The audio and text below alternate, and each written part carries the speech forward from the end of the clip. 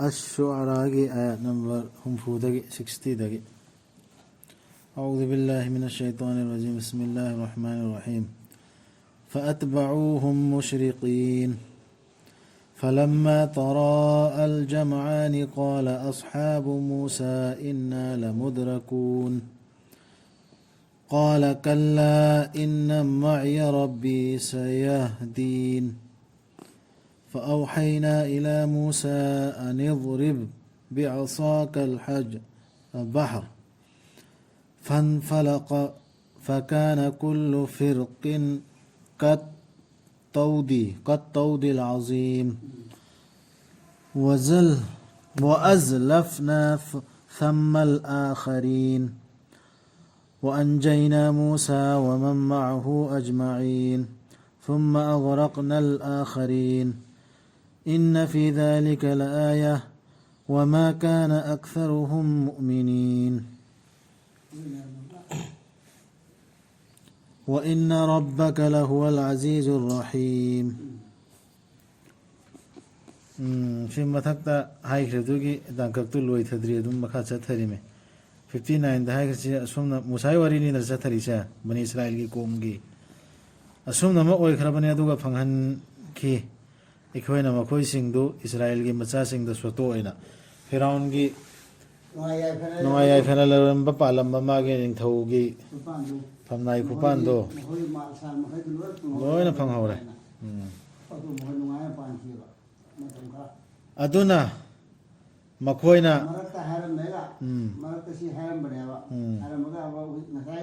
وريدوم قد ساتر إيمي أدونا مكوينا تانكي مكويبو نميت ثورك بدا فرعون کی ميسين دون تانا رئيمي موسى كان لطو ندرا أيوة أنت تانا رئي كانبو أنيدو أمغا ꯎꯅꯔꯕ ꯃꯇꯝꯗ ꯍꯥꯏꯈꯤ ꯃꯨꯁꯥꯒ ꯂꯣꯏꯅꯕ ꯁꯤꯡꯗꯨꯅ ꯇꯁꯦꯡꯅꯃꯛ ꯑꯩꯈꯣꯏꯕꯨ ꯇꯥꯟꯅ ꯂꯛꯇꯨꯅ ꯐꯥꯈ꯭ꯔꯒꯅꯤ ꯏꯁ ꯑꯩꯈꯣꯏꯁꯤ ꯁꯣꯏꯗꯅ ꯐꯥꯈ꯭ꯔꯅꯦꯅ ꯍꯥꯏꯅꯔꯛꯑꯦꯕ ꯃꯨꯁꯥꯒꯤ ꯍꯧꯖꯤꯛꯀꯤ ꯃꯥꯒ ꯂꯣꯏꯅꯔꯤ ꯃꯤꯁꯤꯡꯗꯨꯅ ꯃꯨꯁꯥꯅ ꯍꯥꯏꯈꯤ ꯅꯠꯇꯦ ꯇꯁꯦꯡꯅꯃꯛ ꯑꯩꯒ ꯂꯣꯏꯅꯕꯤꯔꯤ ꯑꯩꯒꯤ ꯔꯕꯅ ꯃꯥꯅ ꯂꯝꯖꯤꯡꯕꯤꯒꯅꯤ ꯑꯩꯕꯨ ꯍꯥꯏꯗꯤ ꯂꯝꯕꯤ ꯇꯥꯛꯄꯤꯒꯅꯤ ꯍꯤꯡꯍꯟꯕꯤꯅꯕ ꯂꯝꯖꯤꯡꯕꯤꯒꯅꯤ أنا موسى كن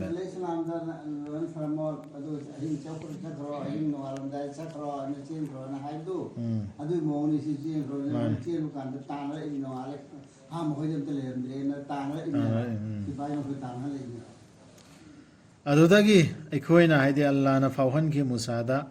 ييرو ننكي سيشودونا سمودر أدودا أدوغا مدونا خايدوكي سروق أني توقنا أدوغا سروق أمامنا أويكي 징자우 아쩌우바 아무멈고 아이디 싱도 그래 아두다기 아이코이나 낙설 할람미 마팜두다 아토파 싱두부 타나르클리바 싱두부 무사고디 후지키 제이슈나 자이비데 람비 팡다르 살레드나 모고주 낙실레 아두가 간비키 아이코이나 무사 아마송 마가 로이나바 싱두 불랍푼나 नबी हांगे होय कुंतरेना अल्लाह को बात तान दी समुद्र को कर हम हांगे मन बात तान हुजके पैगंबर के तुंगदे इन्नबा पैगंबर ना हाइवे यादने ईमान पुरको सिंगदु पुन्न कनग्रे बल्ला अदुगी तुंगदा अल्लाह ने इराक न हन किया तोप सिंगदु फिरौन के कोमदु तसेंगना मदुदा लैरबनी खुदम अमा अदुबु ओइखिदे मखोय अयामबना थाजब सिंग अदुरसु हमको होजिक पैगंबर का लोई नखरिब सिंह दुनी आयाम बना ओई खिदरी से मक्का अतः बनी साय कांबुदो अल्लाह ने तो मैंने नियामत कन भी इतना कोतना नबी का लोई नरमीना नबी ना हाई पे इंदना यारे ना कलमा सुंदना चला मीना अल्लाह ने तो कन भी खराब मोही से फिर उनके अजाब तक बनी इस्राइल ना दक कली वाली सी कुरान दक हम क्या बने बली सी हना ना बनी इस्राइल सी वाली सी या बनी इस्राइल ने सुरे बकराने हो गए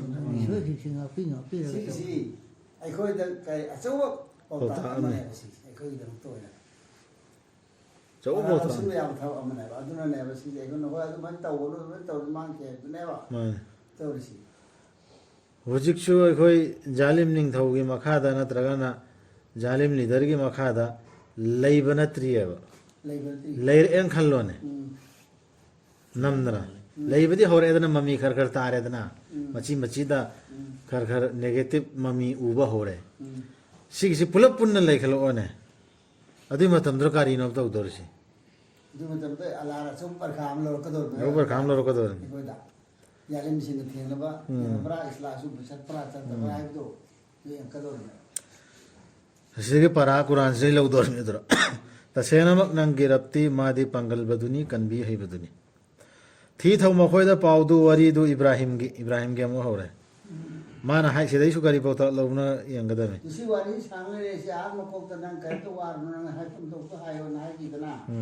ꯑꯗꯨꯗꯨ ꯅꯕꯤꯗ ꯁꯝꯖꯥꯏꯕꯒꯨꯝꯕꯅꯦꯕ ꯃꯌꯥꯝꯒꯤ ꯅꯕꯤꯒꯤ ꯊ꯭ꯔꯨꯗ ꯃꯌꯥꯝꯗ ꯁꯝꯖꯥꯏꯕꯅꯦꯕ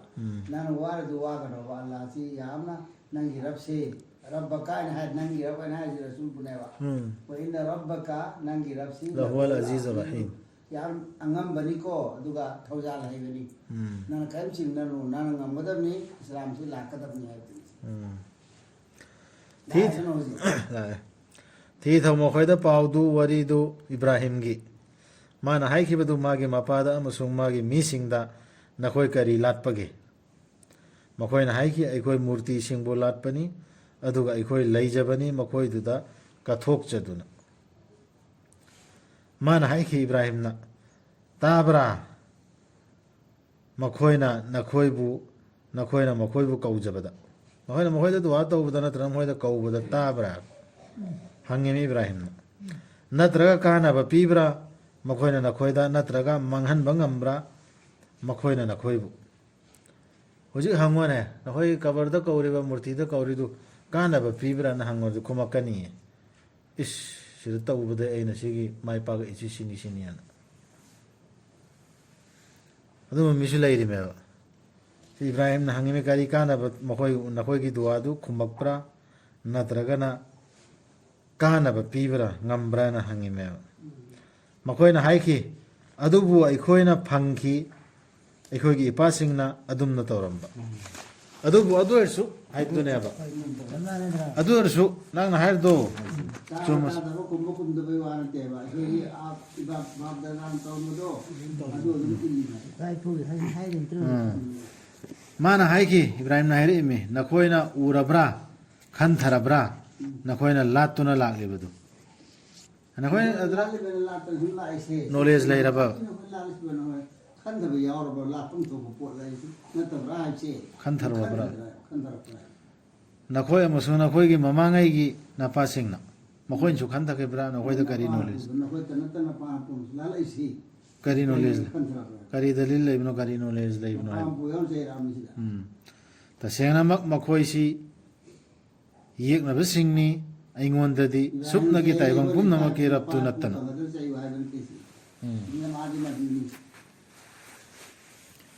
इब्राहिम नायरा तसेनम मखोयसे येकनबसिंगनी अइंगोंददी सुपनगी ताइबंग पुमनमकी रब्तु नत्तना अदु खतनी एन दिवाते लोन एनरे काफम तो जदु तला होय लाले पुमदो आइगी येकनबने लाले सिंदु आइगी आइबु सेंबीबदु अदुगा मानानी आइबु लमजिंग बिरिबसी अदुने लाके अदुइदुनेबा इन लालेसिदि माननी हाइदि अल्लाहनानी आइबु पिजबिरिबसी अमसुंग आइबु पिथक पिरिबसी अदुगा आइना नाराबा मतमदसु माननी फहनबिरिबसी आइबु सिगी सिंगसी खंगदमे पिथकपसु पिचबसु लमजिंगबिबसु अल्लाहनाने नाबा फहनबसु माननी सिहनबिगदौरिबसु आइबु अदुगी तुंगदा अमुक हिंहनबिगदौरिबसु आइबु इधर कोई लायेंग बचतपा अदरगी कनागुम्बम एक्सीडेंट कईदा सीबदने हेता अतोप लंबी में हम पुथोरक पने अदुई मतमदु तो खन थगदमी कुरान की आया सिंगसे अल्लाह हुकुम दे लैबने हाइबदो ईमान दु थंगदा सी हाइरे लायेंग रोना हाइबि वानते सी हाइरे एना एक्सीडेंट दो चेक्सिलनु हाइबनत्ती चेक्सिन फम थोकतो फम थोकदी सीबा हाइबिसदि अल्लाह हुकुम दैना अदुनु जिदा तर मखना फजना कैसा लाइन बोदा सीबि मान जाउ मंगोंदनी आइना आशा तौजरिबसु माना आइबु ओक्पीगनी हाइना आइगी इपाप विचारगी नुमित्ता सिसु आशा तौरि अदुगा माना हाइजखि आइगी रब पीनबियो अइंगोंदा लौसिंग अदुगा ꯄꯨꯜꯍꯟꯕꯤꯌꯨ ꯑꯩꯕꯨ ꯑꯐꯕ ꯇꯧꯕꯁꯤꯡꯒ ꯁꯤ ꯏꯕ꯭ꯔꯥꯍꯤꯝꯅ ꯇꯧꯕ ꯗꯨꯋꯥꯗꯣ ꯃꯊꯛꯀꯤꯁꯤꯡꯁꯤ ꯍꯥꯏꯔ ꯃꯇꯨꯡꯗ ꯁꯤꯒꯤ ꯗꯨꯋꯥꯁꯤ ꯑꯃꯨꯛꯀ ꯇꯧꯔꯤ ꯑꯩꯉꯣꯟꯗ ꯂꯧꯁꯤꯡ ꯄꯤꯕꯤꯌꯨ ꯑꯗꯨꯒ ꯑꯐꯕ ꯇꯧꯕꯁꯤꯡꯗ ꯄꯨꯜꯍꯟꯕꯤꯌꯨ ꯍꯥꯏꯁꯦ ꯑꯗꯨꯒ ꯇꯧꯒꯗꯝꯃꯤ ꯑꯗꯨꯒ ꯄꯤꯅꯕꯤꯌꯨ ꯑꯩꯉꯣꯟꯗ ꯏꯀꯥꯏ ꯈꯨꯝꯅꯅ ꯄꯟꯅꯕꯤꯕꯗꯨ ꯇꯨꯡꯒꯤ ꯃꯤꯔꯣꯜꯁꯤꯡꯅ wari ohenbiyo wari ꯇꯨꯡꯒꯤ ꯃꯤꯔꯣꯜꯁꯤꯡꯗꯁꯨ afabo ana lina warido ai tungda lakpa mi kaida ꯑꯣꯏꯍꯟꯕꯤꯌꯨ ai wari si pan ꯁꯤꯅꯤ ꯗꯨꯋꯥ ꯍꯥꯏꯔꯁꯤ ꯑꯗꯨꯒ ꯌꯥꯎꯍꯟꯕꯤꯌꯨ ꯑꯩꯕꯨ ꯅꯨꯡꯉꯥꯏꯔꯕ ꯍꯩꯀꯣꯜ ꯐꯪꯖꯕꯁꯤꯡꯒꯤ ꯃꯅꯨꯡꯗ ꯖꯟꯅꯠ ꯐꯪꯕꯁꯤꯡꯒꯤ ꯃꯅꯨꯡꯗ ꯑꯩꯁꯨ ꯌꯥꯎꯍꯟꯕꯤꯌꯨ ꯑꯗꯨꯒ ꯀꯣꯛꯄꯤꯌꯨ ꯑꯩꯒꯤ ꯏꯄꯥꯕꯨ ꯇꯁꯦꯡꯅꯃꯛ ꯃꯥꯗꯤ ꯂꯪꯐꯩꯅꯈ꯭ꯔꯕꯁꯤꯡꯒꯤ ꯃꯅꯨꯡꯗꯒꯤꯅꯤ ꯃꯄꯥꯒꯤ ꯗꯨꯋꯥ ꯇꯧꯔꯤꯃꯤꯁꯦ ꯃꯈꯥ ꯂꯥꯛꯈꯤꯅꯤ ꯑꯗꯨꯒ ꯆꯣꯞꯍꯟꯕꯤꯒꯅꯨ ꯑꯩꯕꯨ ꯃꯈꯣꯏ ꯄꯨꯝꯅꯃꯛꯄꯨ ꯍꯤꯡꯒꯠꯍꯟꯕꯤꯒꯗꯕ ꯅꯨꯃꯤꯠꯇꯨꯗ ꯅꯨꯃꯤꯠꯇꯨ ꯃꯗꯨꯗ ꯀꯅꯥꯕꯨꯁꯨ ꯀꯥꯟꯅꯍꯜꯂꯔꯣꯏꯗꯕ ꯃꯥꯒꯤ ꯃꯔꯜ ꯃꯊꯨꯝꯅ ꯅꯠꯇ꯭ꯔꯒ ꯃꯆꯥꯅꯤꯄꯥꯁꯤꯡꯅ adunu dai cho hindi na ꯗꯨꯅꯤꯌꯥꯗ ꯈ꯭ꯋꯥꯏꯗꯒꯤ ꯀꯥꯟꯅꯕ ꯄꯤꯔꯤꯁꯤ ꯃꯆꯥꯅꯤꯄꯥ ꯅꯠꯇ꯭ꯔꯣ ꯅꯦꯠ ꯇꯧꯅꯔꯤꯁꯤ ꯑꯗꯨꯅꯐꯥꯎ ꯀꯥꯟꯅꯍꯜꯂꯣꯏꯗꯕꯗꯨꯗꯤ ꯑꯇꯣꯞꯄ ꯑꯃꯅꯗꯤ ꯀꯔꯤ ꯀꯥꯟꯅꯅꯤ ꯁꯨꯞꯅꯒꯤ ꯑꯜꯂꯥꯗ ꯍꯜꯂꯛꯄ ꯃꯍꯥꯛ ꯑꯗꯨ ꯅꯠꯇꯅ ꯑꯐꯕ ꯊꯃꯣꯏ ꯑꯃ ꯄꯨꯗꯨꯅ ꯊꯃꯣꯏꯗ ꯇꯥꯠ ꯑꯃꯁꯨꯡ ꯁꯤꯔꯛꯀꯤ ꯑꯃꯣꯠꯄ ꯌꯥꯎꯗꯅ ꯋꯥꯗꯥ ꯑꯃꯒꯤ ꯃꯄꯥꯗ ꯃꯥꯅ ꯇꯧꯔꯝꯕ ꯋꯥꯗꯥ ꯑꯃꯒꯤ ꯃꯈꯥꯗꯅꯤ ꯃꯥꯅ ꯇꯧꯔꯛꯈꯤꯕ ꯗꯨꯋꯥꯁꯤꯅ ꯍꯥꯏꯈ꯭ꯔꯦꯗꯅ ꯑꯇꯣꯞꯄ ꯑꯌꯥꯠꯇ ꯅꯛꯅ ꯄꯨꯁꯤꯟꯕꯤꯔꯛꯀꯅꯤ ꯖꯟꯅꯠꯇꯨ ꯅꯨꯃꯤꯠꯇꯨꯗ ꯆꯨꯝꯅ ꯆꯠꯆꯕꯁꯤꯡꯗ nana ki mata yo ramina am kala hai ji fi wa idol me ꯑꯗꯨꯒ ꯖꯍꯟꯅꯝꯒꯤ ꯃꯩꯀꯣꯜꯗꯨ ꯃꯄꯨꯡ ꯐꯥꯅ ꯊꯥꯒꯠꯂꯛꯀꯅꯤ ꯂꯝꯕꯤ ꯁꯦꯔꯥꯟꯅꯕꯁꯤꯡꯒꯤꯗꯃꯛ ꯂꯝꯕꯤ ꯁꯦꯔꯥꯟꯅꯕ ꯍꯥꯏꯔꯤꯁꯤ ꯁꯤꯗ ꯙꯔꯃ ꯆꯠꯇꯕ ꯍꯥꯏꯗꯤꯌꯦ ꯂꯝꯕꯤ ꯁꯦꯔꯥꯟꯅꯕ ꯙꯔꯃꯗꯤ ꯆꯠꯂꯤꯕ ꯂꯝꯕꯤ ꯁꯤꯔꯥꯇꯨꯜ ꯃꯨꯁꯇꯀꯤꯝꯒꯤ ꯂꯝꯕꯤ ꯁꯤꯅꯦꯕ ꯀꯨꯔꯥꯟ ꯁꯤꯅꯦꯕ ꯁꯤꯗꯒꯤ ꯁꯦꯔꯥꯟꯅꯕꯗꯣ ꯑꯗꯨꯏꯗꯨꯅꯤ ꯑꯗꯨꯒ ꯍꯥꯏꯒꯅꯤ ꯃꯈꯣꯏꯗ ꯀꯌꯥꯗ ꯀꯗꯥꯏꯗ ꯂꯩꯈ꯭ꯔꯦ ꯅꯈꯣꯏꯅ ꯂꯥꯜꯂꯛꯈꯤꯕꯁꯤꯡꯗꯨ ꯅꯈꯣꯏꯅ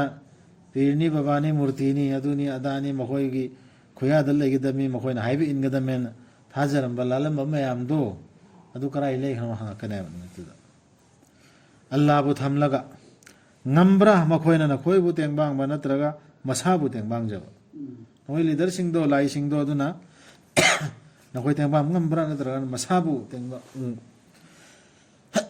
ꯃꯁꯥꯕꯨ ꯉꯝꯒꯗ꯭ꯔꯕ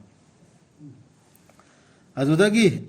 ꯂꯪꯁꯤꯟꯒꯅꯤ ꯃꯈꯣꯏꯕꯨ ꯃꯗꯨꯒꯤ ꯖꯍꯟꯅꯝꯒꯤ ꯃꯅꯨꯡꯗ ꯃꯈꯣꯏ ꯑꯃꯁꯨꯡ ꯂꯝꯕꯤ ꯁꯦꯔꯥꯟꯅꯔꯛꯄꯁꯤꯡꯗꯨ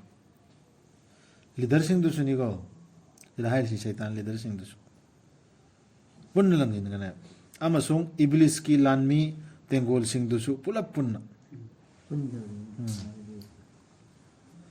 ꯏꯕ꯭ꯂꯤꯁꯀꯤꯁꯨ ꯌꯥꯎꯔꯦ ꯃꯤꯒꯤꯁꯨ ꯌꯥꯎꯔꯦ ꯁꯤꯗ ꯌꯥꯎꯈ꯭ꯔꯤꯁꯦ ꯑꯌꯥꯠ ꯑꯅꯤꯁꯤꯗ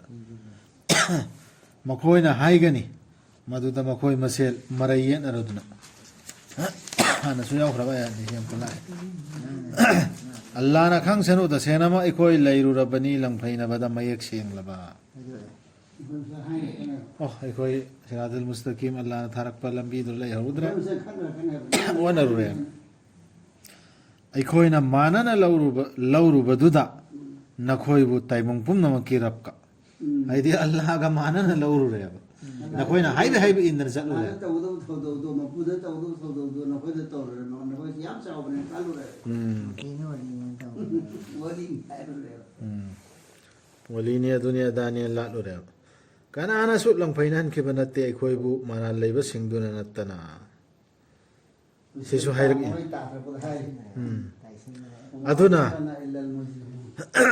ꯑꯗꯨꯅ ꯍꯧꯖꯤꯛꯇꯤ ꯂꯩꯇ꯭ꯔꯦ ꯑꯩꯈꯣꯏꯒꯤꯗꯃꯛ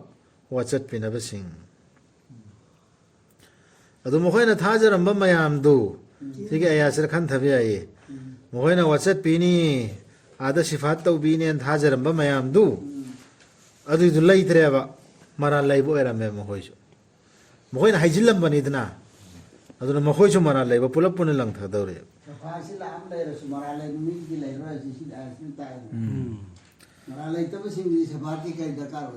ꯑꯗꯨꯅꯤ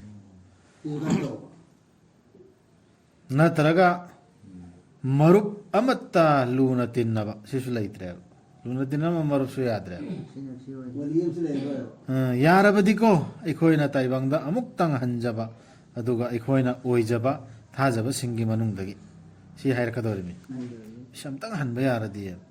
तसेनमक मदुदा लैरबनी जान थाजबन जान थाजबि मनुंदा अमुक्तंग ओइजना आनसे थाजर मे थाजर लेको चपचाना थाजब जान थाजदरे वलियम लालो रे भाई तसेनमक मदुदा लैरबनी खुदम अमा अदुबु ओइदे मखोय अयाम्बना थाजबसिंग ला पैसे रुको से दाता आबु तो नती सिदा खुदम अमा लैरेबा सिगी सिंगसिदा अदुबु अयाम्बना ओइदे थाजब तसेनमक नंगी रप्ती मादि पांगल बदुनी कनबी हैबदुनी सिबो तोरसी यारे